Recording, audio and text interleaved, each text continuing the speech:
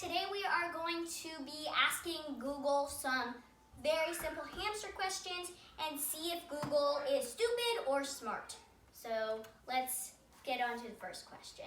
So I'm going to see what is the bare minimum for a hamster cage. 360 square inches of floor space. Okay, so this is still way too small, but let's see what it says. It says the bare minimum is 360 square inches of floor space. Everyone else mentioned bigger is always better. Almost every pet store cage is way too small for any hamster, so if you're looking for a good hamster cage, you should try a bin or a D-top. Now that's good, but they should say 450 square inches of floor space. Because our last cage that I had for Bumble before I got him one that had 700 square inches of floor space was 360 square inches of floor space, which is actually 90 square inches below the bare minimum, which is not good. And I actually recommend having more than the bare minimum, because bare minimum means the smallest cage you can possibly ever have for a hamster. So no, 360 square inches of floor space is just way too small. So now let's see, let's do what is the best hamster treat, because I want to know this, because I've never searched this before. Okay, let's see. It says the best treats for hamsters is yogis. Yogis are way too high in sugar for hamsters.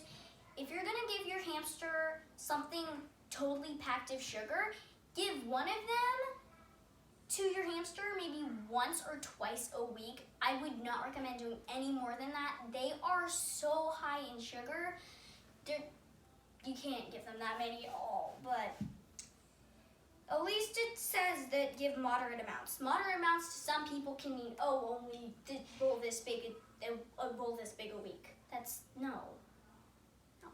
Okay, so let's do, can hamsters have wire or mesh wheels? Because, let's see. While many hamster owners prefer plastic flying saucer type wheels, which I don't recommend for robos, wire mesh hamster wheels are still an option. Okay, just hold it there. No, they are not. So there are actually like 3 things that can happen with those wheels. 1, your hamster's limbs, even their head, can get stuck in between the bars. They can get bumblefoot, and it can also just become your hamster will get so annoyed of that wheel, they just won't use it anymore. They decide that they don't want it and they won't touch it, which is really bad because hamsters can run up to 5.8 miles per night. Yes, 5.8 miles per night in the wild, and they still can because hamsters have only been domesticated 80 years. So, no, this is not. Oh, it says, this metal hamster wheel is designed to prevent your hamster's feet from falling through the mesh or getting caught in the wheel. And it shows the hamster on it with their paws literally sticking through it as they take the picture. No. Okay. Let's try a different question. Okay. How many inches of bedding do you need for a hamster? Now I want to ask this because not many people really think about this, because it doesn't seem important. You need at least 6 inches. I give my hamster Bumble a foot in one section of his KT, and then 6 inches of his Aspen shavings, so he has an option to burrow no matter what. Even by his wheel, he has 6 inches. It says,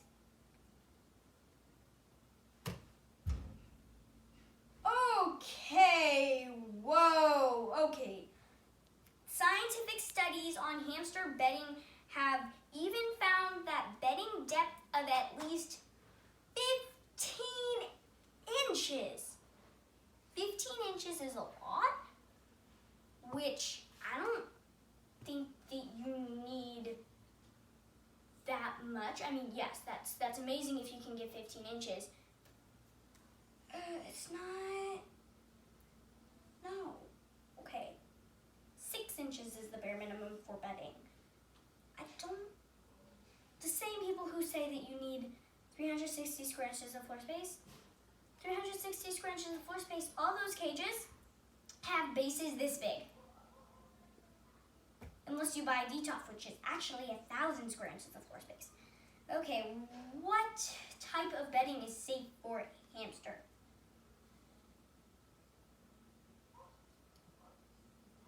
What? They say that you can use, okay, the best hamster bedding materials. Materials are okay to use include wood shavings. No. Okay, wood shavings for hamsters? No.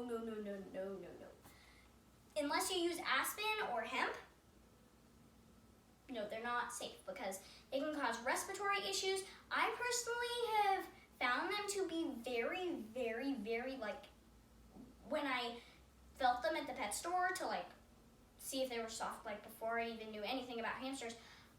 I didn't get a hamster, but, like, I was just feeling bedding for some reason, and it cut my hand. It's very, like, it's hard too, so just, I would not recommend that.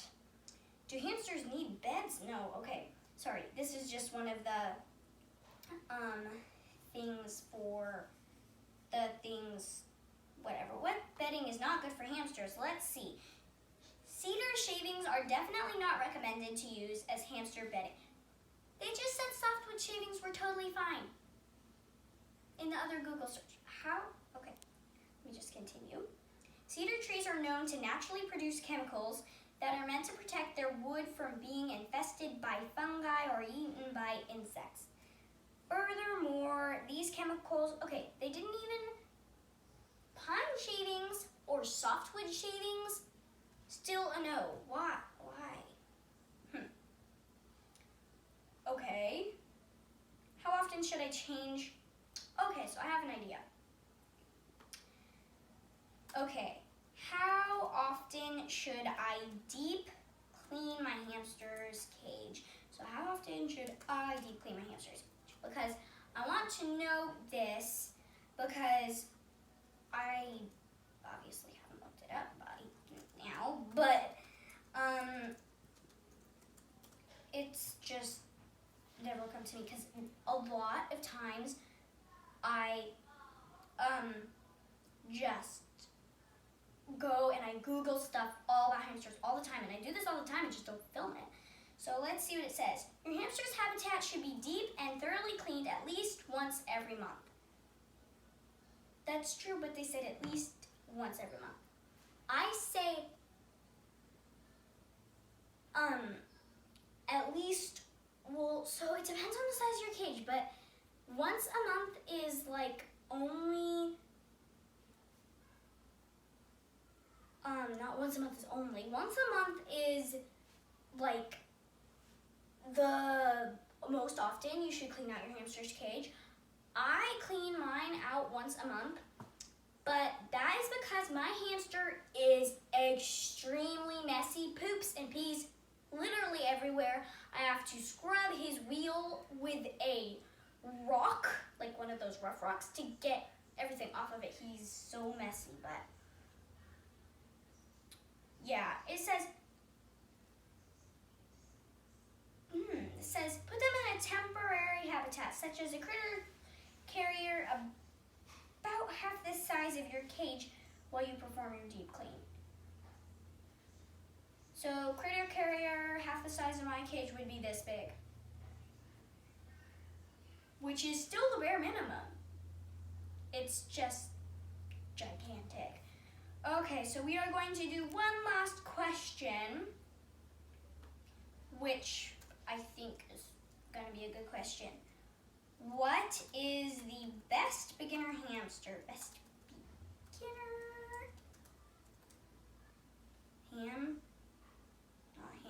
Hamster. The Syrians are best suited to beginners of any age, and smaller ones require a little more caution, care, and know-how. So Syrians are by far the best. Okay, so I personally think any hamster can be the best beginner hamster. You can find Syrians that will hate you. You can find Chinese hamsters and robos that are so chill. It really just depends on the personality of that specific hamster. Okay, so that is it for today's video, and I hope you enjoyed it. Thanks for watching. Don't forget to like, subscribe, and comment. Bye!